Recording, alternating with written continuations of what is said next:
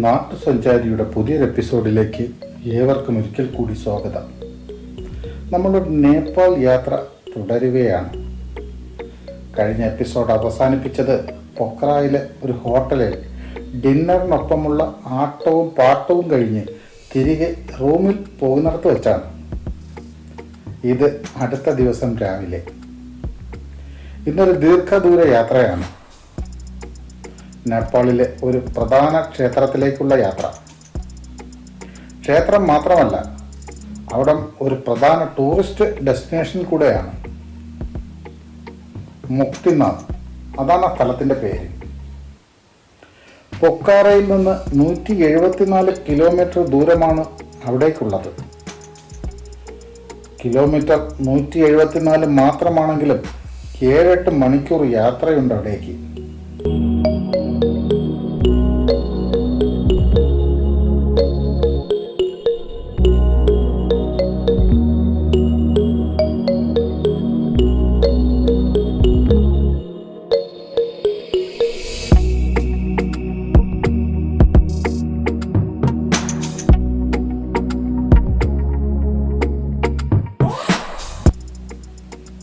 മുക്തിനാഥ് ഒരു hill station കൂടെയാണ്. പല പല മലകൾ കയറി ഇറങ്ങിയാണ് അവിടെ എത്താൻ. അതുകൊണ്ട് ഈ എപ്പിസോഡ് യാത്രയുടേതാകും. കാളിഗണ്ഡകി നദിയുടെ കരയിലൂടെയാണ് യാത്ര കൂടുതലായും ഉണ്ടാവുക. അടുത്തടുത്തായി മഞ്ഞുമലകൾ കണ്ടു തുടങ്ങിയിട്ടുണ്ട്. ഇന്നത്തെ ഈ വീഡിയോ ആരും സ്കിപ്പ് ചെയ്യാതെ കാണണം. കാരണം നേപ്പാളിൻ്റെ ഗ്രാമങ്ങളിലൂടെയും മലഞ്ചെരുവിലൂടെയും ഒക്കെയാണ് ഈ യാത്ര. നേപ്പാളിൻ്റെ യഥാർത്ഥ ചിത്രം ഈ യാത്രയിൽ നിങ്ങൾക്ക് കാണാൻ കഴിയും.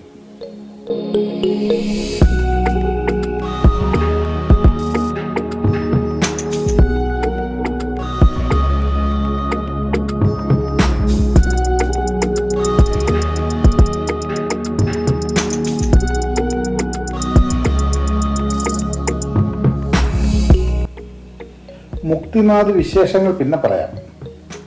ഞാൻ പറഞ്ഞല്ലോ ഇതൊരു യാത്രാ വീഡിയോ ആണെന്ന്. അതുകൊണ്ട് തന്നെ യാത്രയിൽ കാണുന്ന ദൃശ്യങ്ങൾ വിവരിക്കുന്നതിനോടൊപ്പം നേപ്പാളിനെ കുറിച്ചും പറയാം.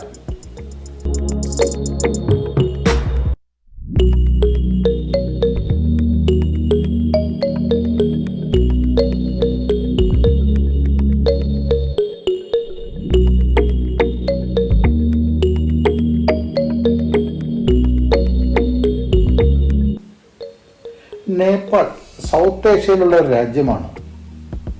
ഇന്ത്യയോട് ചേർന്ന് കിടക്കുന്ന രാജ്യം. അതായത് ഇന്ത്യയുടെയും ചൈനയുടെയും ഇടയിലുള്ള ഒരു ചെറിയ രാജ്യം. 2008 വരെ ഇവിടെ ഒരു ഹിന്ദു രാഷ്ട്രമായിരുന്നു. ലോകത്ത് അവസാനത്തെ ഹിന്ദു രാഷ്ട്രവും ഇതുതന്നെയായിരുന്നു. എന്നാൽ 2015 മുതൽ ഇവിടം സെക്കുലർ ഫെഡറൽ പാർലമെന്ററി റിപ്പബ്ലിക് രാജ്യമായി മാറി. അതായത് ഇവിടുത്തെ ഭരണ സംവിധാനം ഫെഡറൽ പാർലമെന്ററി റിപ്പബ്ലിക്കാണ്.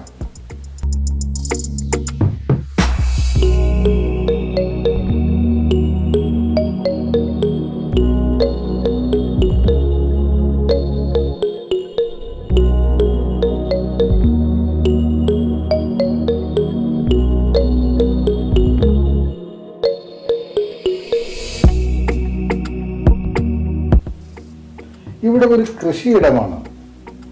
ഈ യാത്രയിൽ ഇത്തരം കൃഷിയിടങ്ങൾ പല സ്ഥലത്തും കാണാൻ കഴിയും. ടെറസ് ഫാമിംഗ് ആണ് കൃഷി രീതി. ജനസാന്ദ്രത വളരെ കുറവുള്ള രാജ്യമാണ് നേപ്പാൾ. ഇവിടെ ജനവാസം ഉള്ളിടത്തെല്ലാം അവർക്കാവശ്യമായ ഭക്ഷണ സാധനങ്ങൾ അവർ തന്നെ ഉണ്ടാക്കുകയായിരുന്നു അടുത്ത കാലം വരെയുള്ള പതിവ്. എന്നാൽ ഇപ്പോൾ ഭക്ഷണധാന്യങ്ങൾ അവർ അയൽ രാജ്യങ്ങളിൽ നിന്നും ഇറക്കുമതി ചെയ്യുന്നുണ്ട്. നെല്ലും ഗോതമ്പും അടക്കം എല്ലാ വിളകളും ഇതുപോലെ തട്ടുതട്ടായാണ് വിളയിക്കുന്നത്.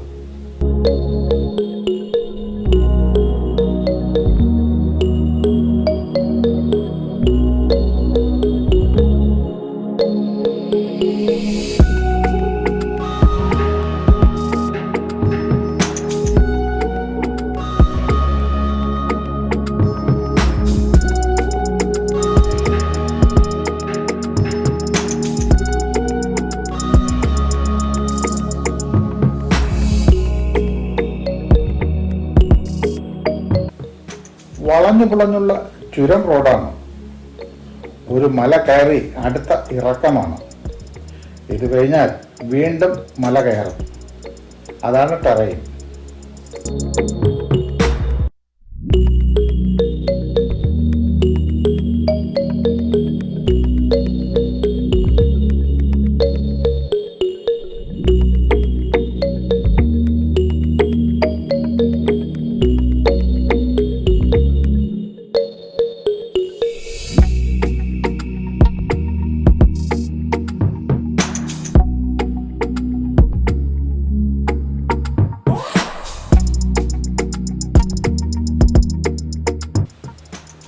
കാളിഗണ്ഡകി നദിയാണ് ഈ വലതുവശത്തുകൂടെ ഒഴുകുന്നത്. ഈ കാളിഗണ്ഡകി നദി ഇവർക്കൊരു പുണ്യ നദി കൂടിയാണ്. അതിൻ്റെ കാരണവും വിശേഷങ്ങളും പിന്നെ പറയാം. നേപ്പാളിലെ ജനസംഖ്യയിൽ 81% ഹിന്ദുക്കളാണ്. 8% ബുദ്ധമതക്കാരുള്ളത്. 5% മുസ്ലിങ്ങളും ഇവിടെ വസിക്കുന്നുണ്ട്. 3% കിരാതുകാരും 2% ക്രിസ്ത്യാനികളുമുണ്ട് ഇവിടുത്തെ ജനസംഖ്യയിൽ. ഇവിടുത്തെ ഇപ്പോഴത്തെ ആകെ ജനസംഖ്യ 3,06,66,598.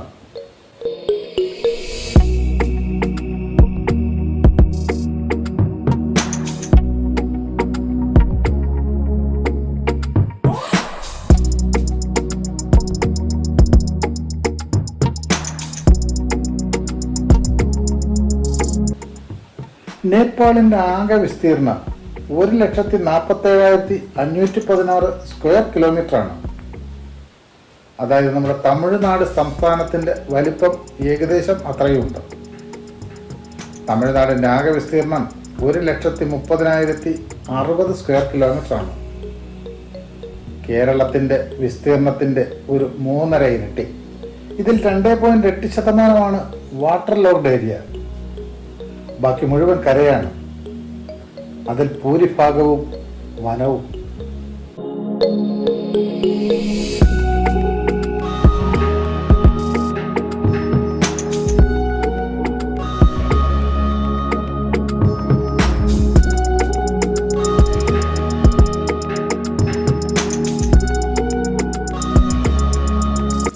കണ്ടോ, ഒരു ഹാങ്ങിങ് ബ്രിഡ്ജാണത്. 2 മലകളെ തമ്മിൽ ബന്ധിപ്പിച്ച് ഗണ്ഡകി നദിയുടെ കുറുകെ നിർമ്മിച്ചിട്ടുള്ള പാലം. ഇതുപോലുള്ള 5 പാലങ്ങളുണ്ട് ഈ യാത്രാ വഴിയിൽ മാത്രം. ഇപ്പോൾ ഇവിടെ വിശദമായി കാണിക്കാൻ കഴിയില്ല. ഇനിയും വളരെയേറെ സമയത്തെ യാത്രയുണ്ട് മുക്തിനാഥിലെത്താൻ. 2-3 ചെക്കിംഗ് പോയിന്റുകൾ കടന്നാൽ മാത്രമേ അവിടേക്ക് എത്താൻ കഴിയൂ. ഉച്ച കഴിഞ്ഞാൽ ആ ചെക്ക് പോയിന്റുകൾ കടക്കാൻ കഴിയില്ല. തിരികെ വരുമ്പോൾ നമുക്ക് ഇത് അടുത്ത് പോയി കാണാം.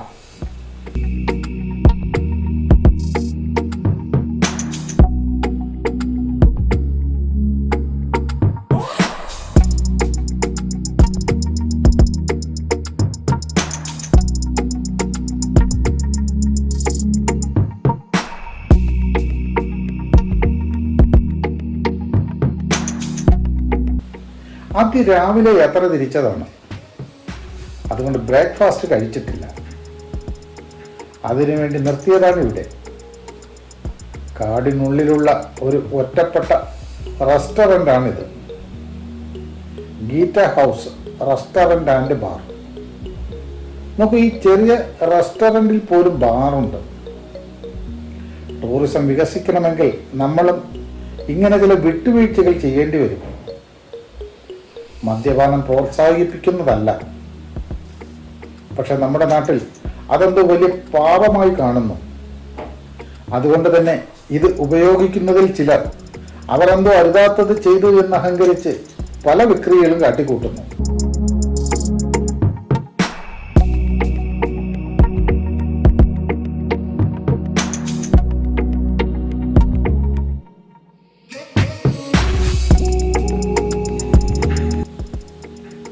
ബ്രേക്ക്ഫാസ്റ്റ് കഴിഞ്ഞ് യാത്ര തുടരുകയാണ്.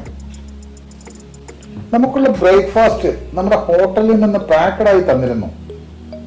യഥാർത്ഥത്തിൽ ഞങ്ങൾ ഹോട്ടൽ വെക്കേറ്റ് ചെയ്താണ് പോകുന്നത്. ഇന്നത്തെ താമസം മുക്തിനാഥിനടുത്തുള്ള ഒരു ഹോട്ടലിലാണ്. നാളെ വീണ്ടും നമ്മൾ താമസിക്കുന്ന ഹോട്ടലിൽ തിരികെ എത്തി ഒരു ദിവസം കൂടെ അവിടെ ഉണ്ടാകും. അതുകൊണ്ട് ഒരു ദിവസത്തേക്കുള്ള ലഗേജുകൾ മാത്രമേ ഞങ്ങൾ എടുത്തിട്ടുള്ളൂ. ബാക്കി ഹോട്ടലിൽ തന്നെ സൂക്ഷിച്ചിട്ടുണ്ട്.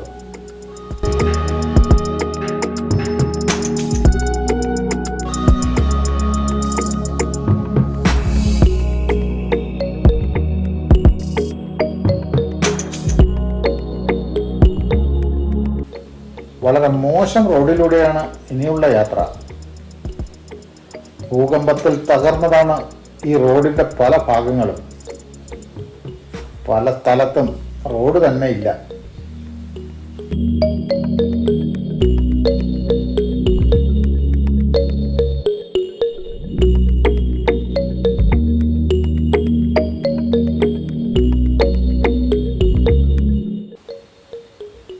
കാളി ഗണ്ഡകി നദി വീണ്ടും നമ്മൾ മുറിച്ചു കടക്കുകയാണ്. ഈ കുറുകെ കടക്കൽ ഇനി പലയിടത്തും ഉണ്ടാകും. മനോഹരവും പേടിപ്പിക്കുന്നതുമായ ദൃശ്യങ്ങളാണ് റോഡിന്റെ ഇരുവശത്തുമുള്ളത്. ഒരു വശത്ത് കുത്തനെയുള്ള മല, മറുവശത്ത് അഗാധമായ കൊക്കയും നദിയും.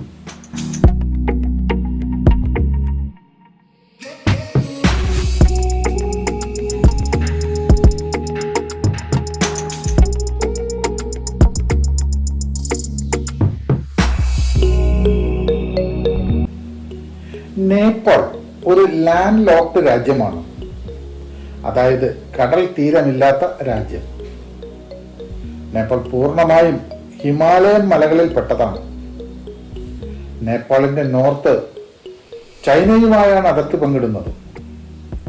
ബാക്കി വശങ്ങളിൽ ഇന്ത്യയെയാണ് അതിർത്തി പങ്കിടുന്ന രാജ്യം. ലോകത്തെ ഏറ്റവും ഉയരമുള്ള സ്ഥലം സ്ഥിതി ചെയ്യുന്നത് നേപ്പാളിലാണ്. അതായത് എവറസ്റ്റ് കൊടുമുടി നേപ്പാളിലാണ്. നേപ്പാളിന്റെ ഔദ്യോഗിക ഭാഷ നേപ്പാളിയാണ്.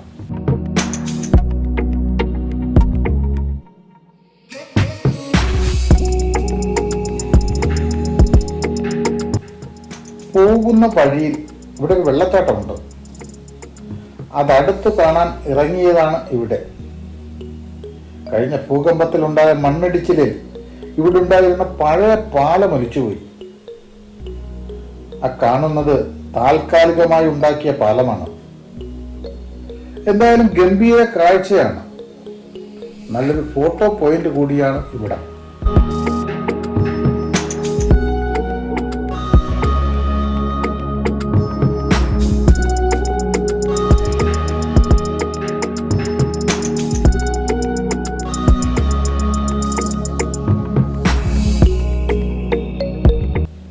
മുമ്പ് നമ്മുടെ വടക്ക് കിഴക്കൻ സംസ്ഥാനങ്ങളിലൂടെ യാത്ര ചെയ്യുമ്പോൾ കാണുന്ന തരത്തിലുള്ള റോഡാണ് ഈ റോഡുകൾ കാണുമ്പോൾ എനിക്ക് ഓർമ്മ വരുന്നത്.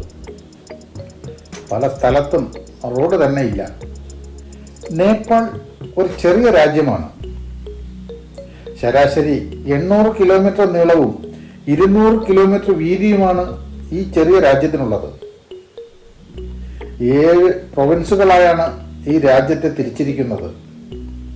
അതായത് നമ്മുടെ സംസ്ഥാനങ്ങൾ പോലുള്ള ഒരു ഭരണ സംവിധാനം. ഈ പ്രൊവിൻസുകളിലെല്ലാം കൂടി 77 ഡിസ്ട്രിക്റ്റുകളാണുള്ളത്. മഹാഭാരതത്തിൽ പറയുന്ന പല സ്ഥലങ്ങളും ഇപ്പോൾ നേപ്പാളിലാണുള്ളത്. ജനകരാജ്യവും ജനകരാജാവിന്റെ പുത്രി സീതയുടെ ജന്മസ്ഥലവും ഈ രാജ്യത്തായിരുന്നു എന്നാണ് ഐതിഹ്യം.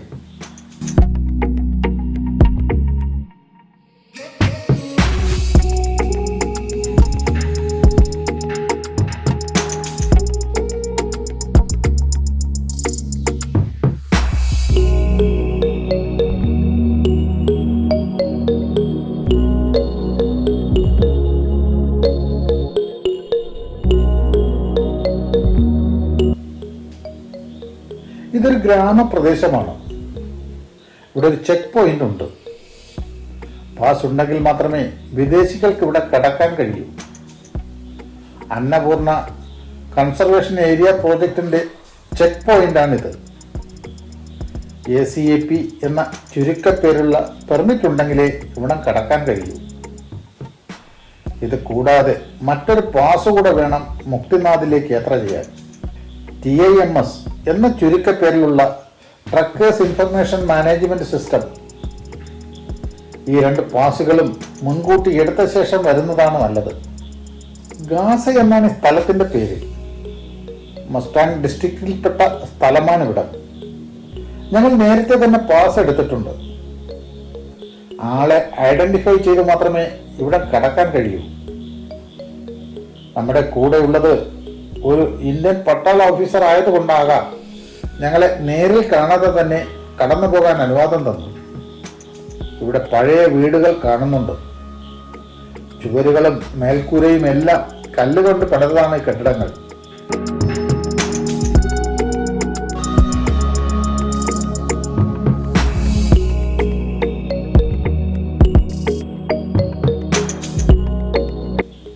ഇത് ഗൈക്കു വില്ലേജാണ്. ആ വലതുവശത്ത് കണ്ടോ, ഒരു കൂറ്റൻ മല മുഴുവനായി ഒലിച്ചു പോയിരിക്കുന്നു. എത്ര ഭീകരമായ ലാൻഡ് സ്ലൈഡ് ആയിരിക്കും അവിടെ നടന്നിട്ടുണ്ടാവുക.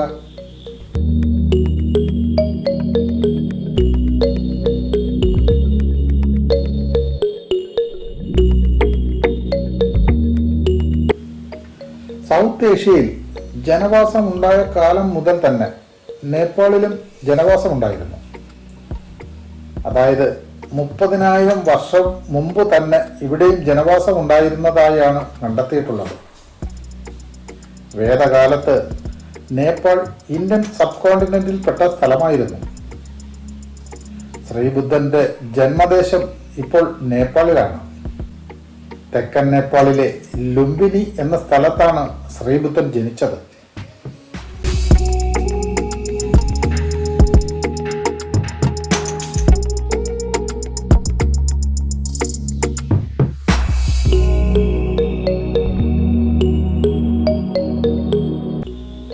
ഇത് നേപ്പാളിലെ ഒരു നാഷണൽ ഹൈവേ ആണ്, NH-48. ഇവിടെയും ധാരാളം ലാൻഡ് സ്ലൈഡുകൾ കാണുന്നുണ്ട്. മഞ്ഞുമല അടുത്തടുത്തായി വരുന്നുണ്ട്.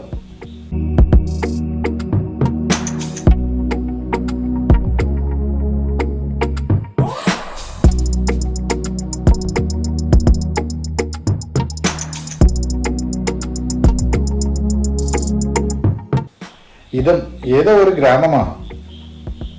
ഗ്രാമത്തിന്റെ കൃഷിയിടങ്ങളാണ് റോഡിന്റെ വശങ്ങളിൽ കാണുന്നത്. ചെറിയ ചെറിയ വീടുകൾ, അവയെല്ലാം കല്ലുകൊണ്ട് പണിതതാണ്. മിക്ക വീടുകളോടും ചേർന്ന് ധാരാളം വിറകുകൾ അടുക്കി വെച്ചിട്ടുണ്ട്. വിന്ററിൽ തീ കത്തിക്കുന്നതിനുള്ള കരുതൽ ശേഖരമാണ് അത്. ഇവിടം ലാറ്റ് എന്ന സ്ഥലമാണ്. ഇവിടെ നിന്നും ജോംസണിലേക്ക് 26 കിലോമീറ്റർ ദൂരമുള്ളതായി രേഖപ്പെടുത്തിയിരിക്കുന്നു. ജോംസണിൽ ഒരു ചെറിയ എയർപോർട്ട് ഉണ്ട്. ഇതാണ് ലാറ്റയിലെ പ്രധാന ടൗൺ. ഇവിടെ ഒരു ഹോസ്പിറ്റൽ ഉണ്ട്. അതുപോലെ ധാരാളം ഹോം സ്റ്റേകളും റെസ്റ്റോറൻറ്റുകളുമുള്ള ഒരു സ്ഥലം കൂടെയാണ് ഇവിടെ. മുക്തിനാഥ് യാത്രയിലെ ഒരു ഇടത്താവളമാണ് ഇവിടെ.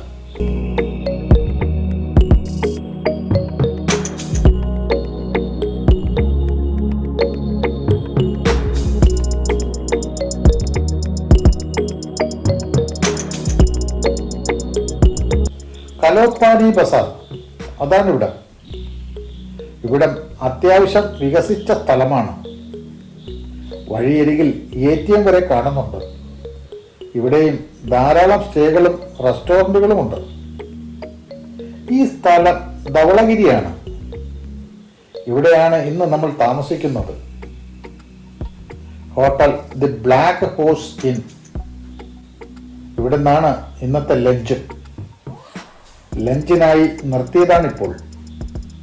നല്ല ലഞ്ചായിരുന്നു, വെജിറ്റേറിയൻ ലഞ്ച്. ലഞ്ച് കഴിഞ്ഞ് ഉടൻ യാത്ര തുടരുകയാണ്.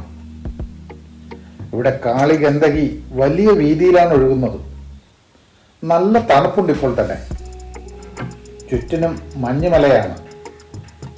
അതിലൂടെ വരുന്ന കാറ്റാണ് ഇത്രയും തണുപ്പുണ്ടാക്കുന്നത്.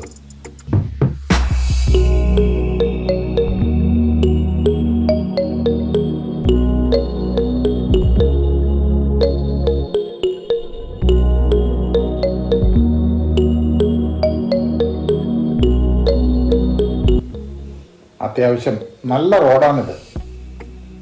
NH-48 തന്നെയാണ് ഈ റോഡും. നമ്മൾ ചൈനയോട് അടുക്കുകയാണ്.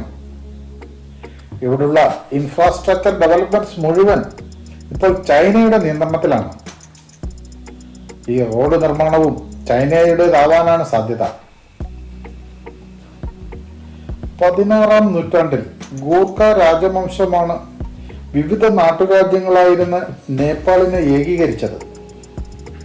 1951 നേപ്പാൾ പാർലമെന്ററി ഡെമോക്രാറ്റിക്കായി. 1955 മുതൽ UN നേപ്പാളിനെ ഒരു സ്വതന്ത്ര രാജ്യമായി അംഗീകരിച്ചു. എന്നാൽ 1960-ലും 2005-ലും ഇവിടെ സിവിൽ വാർ നടക്കുകയും ഭരണ സംവിധാനങ്ങൾക്ക് മാറ്റം ഉണ്ടാവുകയും ചെയ്തിട്ടുണ്ട്. പക്ഷെ സംവിധാനങ്ങൾ അധികകാലം നിലനിന്നില്ല. 1950 മുതൽ തന്നെ ഇന്ത്യയുമായി ഫ്രണ്ട്ഷിപ്പ് ട്രേഡിംഗ് ഉള്ള രാജ്യമാണ് നേപ്പാൾ.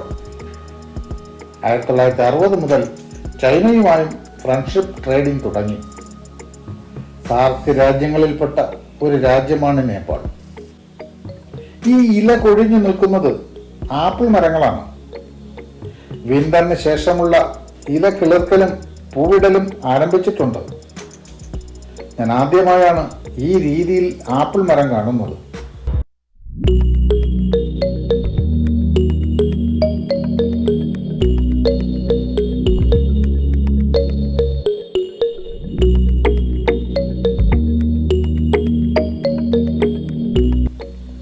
മുക്തിനാഥിനെ ചുറ്റിപ്പറ്റി ടൂറിസവും നല്ല രീതിയിൽ ശക്തി പ്രാപിക്കുന്നുണ്ട്. അതിനുള്ള ഉദാഹരണമാണ് ഇത്. ഇവിടെയൊക്കെ റിസോർട്ടുകളാണ്. വൻ വാടക വാങ്ങുന്ന റിസോർട്ടുകളാണിത്. പക്ഷെ ഇവിടെ 2 ദിവസം താമസിക്കുക എന്നാൽ അതൊരനുഭവം തന്നെയാവും. എന്തായാലും നമ്മൾ ഒരു ദിവസം ഇവിടെ താമസിക്കുന്നുണ്ട്. ആ കാഴ്ചകൾ തുടർന്ന് കാണാം. ഇത് കണ്ടോ, പൂത്തു തുടങ്ങിയ ആപ്പിൾ മരങ്ങൾ. ക്യാമറയിൽ എങ്ങനെ കാണുന്നു എന്നറിയില്ല, നേരിൽ കാണാൻ നല്ല ഭംഗിയുണ്ട്. ആ കാണുന്നതാണ് നീലഗിരി, നേപ്പാളിലെ നീലഗിരി. ഹിമാലയ മലനിരകളിൽപ്പെട്ട ഒരു മലയാണ് നീലഗിരി. ധാരാളം കൊടുമുടികളുള്ള രാജ്യമാണ് നേപ്പാൾ. 8000 മീറ്ററിന് മുകളിൽ ഉയരമുള്ള 7 മലകൾ നേപ്പാളിലുണ്ട്. എവറസ്റ്റിന്റെ ഉയരം 8850 മീറ്ററാണ്.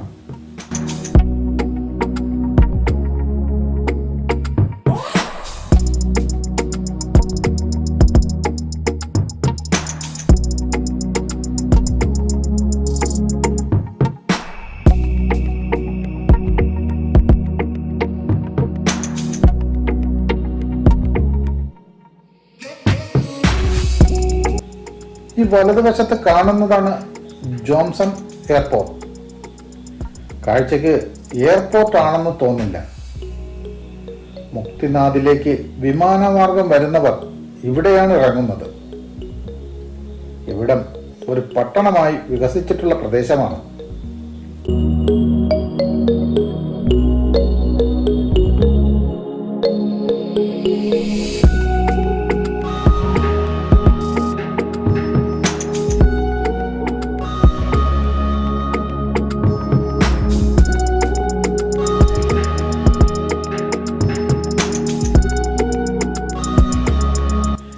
നേപ്പാൾ ആർമിയുടെ ഒരു ആസ്ഥാനമാണ് കാണുന്നത്.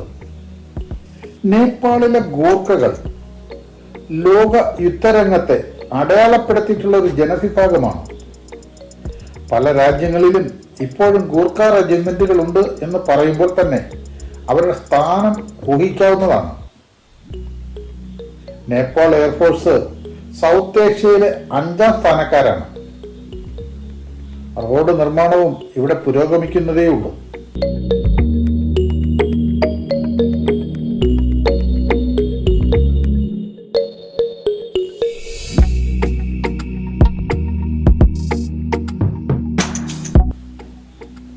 ഇതാണ് 2ാമത്തെ ചെക്ക് പോയിന്റ്. ഞാൻ നേരത്തെ പറഞ്ഞ ACA ചെക്ക് പോയിന്റ്. ഇവിടെ മുക്തിനാഥിലേക്ക് സ്വാഗതം ചെയ്തുകൊണ്ടുള്ള ഒരു ബോർഡും 3 പ്രതിമകളും സ്ഥാപിച്ചിട്ടുണ്ട്. ഇവിടെ കാളി, ഗണ്ഡകി ഇടതുവശത്തു കൂടിയാണ് ഒഴുകുന്നത്. ഇപ്പോൾ വെള്ളം കുറവാണ്. ഹിമാലയത്തിൽ നിന്ന് ഉത്ഭവിക്കുന്ന നദികളിൽ വെള്ളമുണ്ടാകുന്നത് സമ്മറിലാണ്. ഐസ് ഉരുകി ഉണ്ടാകുന്ന വെള്ളമാണ് ഈ നദികളിലൂടെ ഒഴുകുന്നതിൽ കൂടുതലും.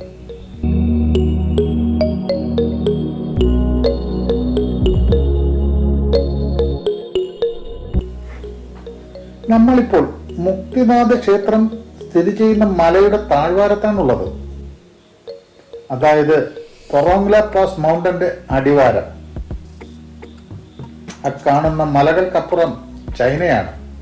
ഇവിടെ ഒരു ശില സ്ഥാപിച്ചിട്ടുണ്ട്. ഏതോ ദൈവികമായ ശില എന്നാണ് പറയപ്പെടുന്നത്. ടൂറിസം വളർത്തുന്നതിനുള്ള ഒരു പരിപാടി. ഭയങ്കര കാറ്റും തണുപ്പുമാണ് ഇവിടെ ഇപ്പോൾ. ഒരുപാട് സമയം നിൽക്കാൻ കഴിയില്ല. ശരീരം ചൂടാക്കാനുള്ള ശ്രമമാണ് കാണുന്നത്. ഇതോടുകൂടി ഈ എപ്പിസോഡ് ഇവിടെ അവസാനിപ്പിക്കുകയാണ്. അല്ലെങ്കിൽ ദീർഘമായ ഒരു വീഡിയോ ആവും ഇത്. മുക്തിനാഥിന്റെ കാഴ്ചകളും ഇന്നത്തെ രാത്രി ആഘോഷങ്ങളും അടുത്ത എപ്പിസോഡിൽ കാണാം. ചാനൽ ഇതുവരെ സബ്സ്ക്രൈബ് ചെയ്യാത്തവർ ദയവായി സബ്സ്ക്രൈബ് ചെയ്യണേ. ഈ വീഡിയോ ഇഷ്ടപ്പെട്ടാൽ ലൈക്ക് ചെയ്യാനും മറ്റുള്ളവർക്ക് ഷെയർ ചെയ്യാനും മറക്കല്ലേ. അഭിപ്രായങ്ങൾ തീർച്ചയായും കമൻറ്റുകളായി രേഖപ്പെടുത്താവുന്നതാണ്. അടുത്ത എപ്പിസോഡിൽ കാണുന്നതുവരെയും ഗുഡ് ബൈ.